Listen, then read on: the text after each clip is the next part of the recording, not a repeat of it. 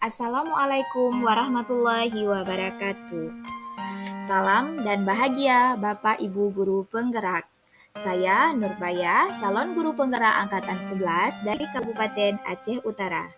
Pada kesempatan kali ini, saya akan memaparkan koneksi antar materi modul 1.4 tentang budaya positif. Berikut adalah kesimpulan mengenai peran saya dalam menciptakan budaya positif di sekolah. Berikut adalah penerapan budaya positif. Yang pertama, disiplin positif. Merupakan suatu cara penerapan disiplin yang mengajarkan anak bertanggung jawab dan menumbuhkan kesadaran diri berdasarkan nilai-nilai kebajikan. Disiplin positif lebih ke arah disiplin diri yang dapat mengontrol diri dalam melakukan segala tindakan disiplin diri. Dapat membuat murid memahami dan menyadari berdasarkan motivasi internal bukan akibat paksaan pujian ataupun hukuman.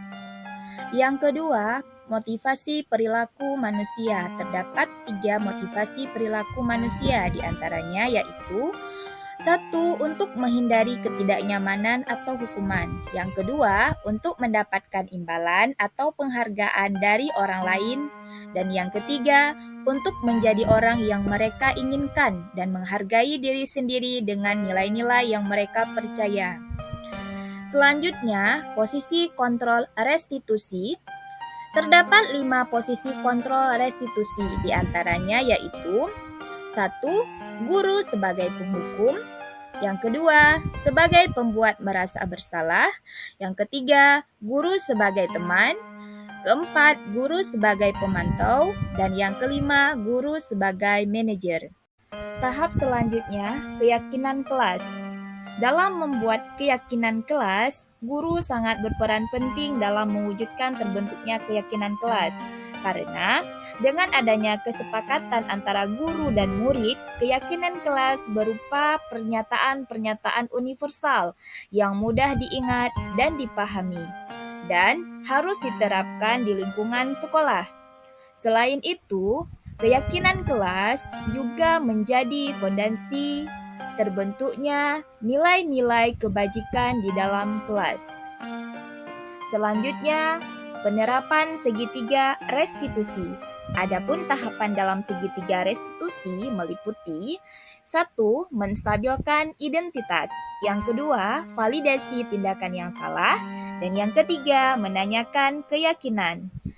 Adapun keterkaitan budaya positif dengan 3 materi sebelumnya yaitu dengan menjalankan budaya positif di sekolah, maka akan mempermudah dalam tercapainya tujuan pendidikan nasional sesuai dengan filosofi Ki Hajar Dewantara, yaitu pendidikan yang berpihak pada murid dan bersifat menuntun.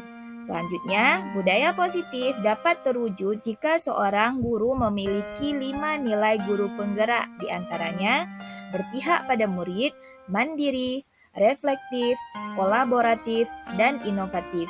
Selain itu, guru juga harus memiliki peran sebagai penggerak dalam membangun budaya positif di lingkungannya.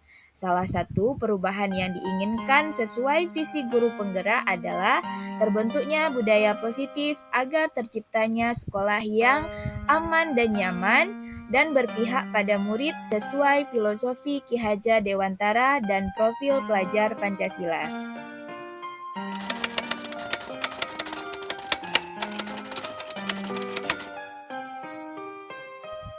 Menurut saya, makna kata disiplin dimaknai menjadi sesuatu yang dilakukan seseorang pada orang lain untuk mendapatkan kepatuhan. Sebagai pendidik, saya cenderung menghubungkan kata disiplin dengan ketidaknyamanan. Padahal, disiplin merupakan sesuatu hal yang perlu ditanamkan pada diri setiap individu. Pada pokok bahasan lain, banyak sekali informasi-informasi baru yang menyadarkan diri saya bahwa dalam mendidik anak terdapat nilai-nilai yang harus diterapkan dalam menciptakan budaya positif. Hal yang tak terduga selama mempelajari modul 1.4 yaitu terkait keyakinan kelas. Selama ini saya hanya berpikir bahwa tidak ada suatu keyakinan, namun hanya sebatas aturan kelas. Ternyata dua hal tersebut merupakan sesuatu yang berbeda. Keyakinan kelas merupakan suatu kesepakatan yang tidak tertulis, namun dipahami oleh seluruh anggota kelas yang wajib dipatuhi, tanpa perlu ada dorongan dari luar dan rasa itu muncul dari diri siswa sendiri.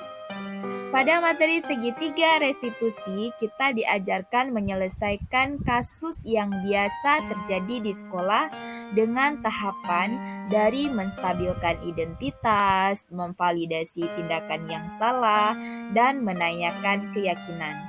Di mana selama ini saya hanya langsung menjatuhkan hukuman tanpa mengikuti langkah dari segitiga restitusi tersebut.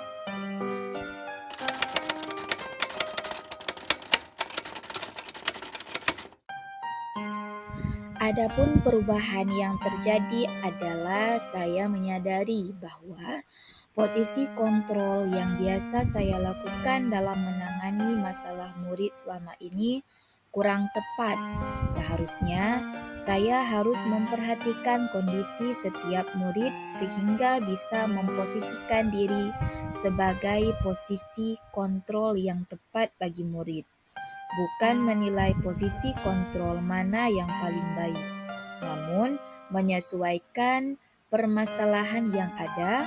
Yang ditekankan adalah bagaimana menumbuhkan kesadaran diri pada murid dalam melakukan hal-hal positif.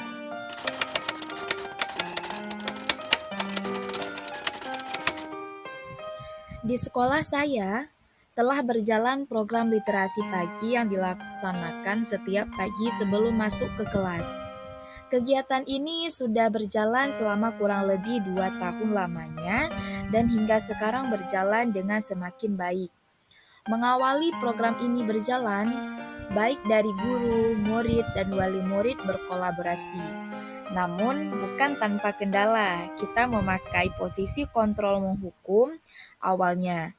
Karena saat itu saya meyakini bahwa kebiasaan ini itu memang berasal dari terpaksa, terbiasa, dan jadi budaya. Namun setelah tahu tentang modul ini, cara tersebut kurang tepat dalam penerapannya. Sehingga saat itu banyak juga yang terpaksa melakukan kebiasaan.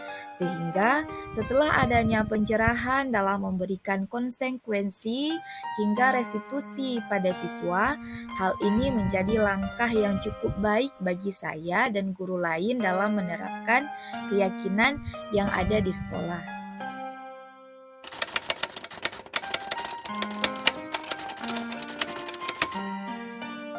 Perasaan saya saat itu cukup senang dalam menerapkan ilmu-ilmu yang saya dapatkan pada modul 1.4 ini, sehingga penanganan masalah murid lebih baik dalam menyikapinya.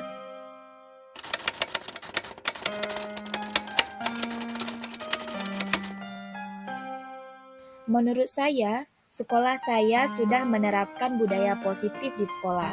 Hal itu diwujudkan dengan kegiatan-kegiatan budaya positif seperti literasi pagi yang sudah saya jelaskan di atas tadi.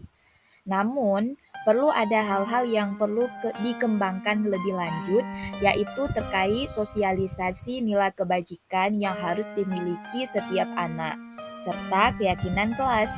Karena masih banyak guru dan murid belum memahami perbedaan keyakinan kelas dan aturan kelas.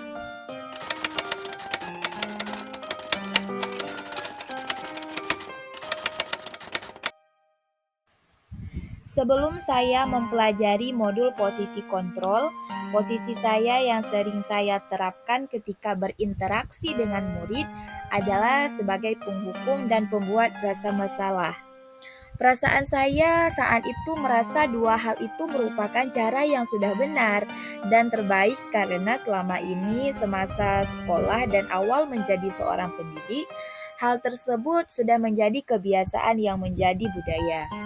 Selain itu, cara yang saya terapkan kadang membuahkan hasil, terkadang gagal, bahkan peristiwa yang sama terulang kembali alias bersifat sementara. Setelah mempelajari teori posisi kontrol, posisi yang sering saya gunakan yaitu sebagai pemantau dan manajer. Namun, tidak menutup kemungkinan menggunakan posisi kontrol yang lain, tergantung permasalahan yang ada. Yang saya rasakan yaitu saya menjadi lebih tenang, siswa lebih mudah menerima dan sadar tentang kesalahan yang dia perbuat.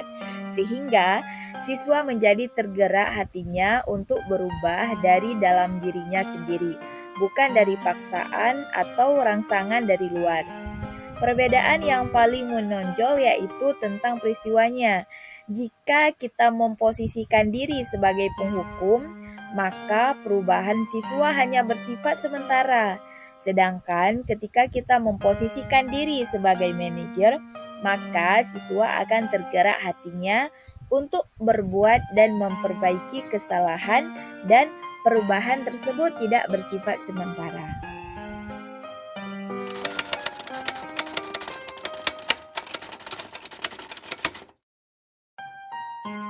Pernah, namun mungkin tidak runtut dan tidak semua langkah-langkah restitusi diterapkan. Mungkin hanya pada menstabilkan identitas dan validasi tindakan yang salah saja.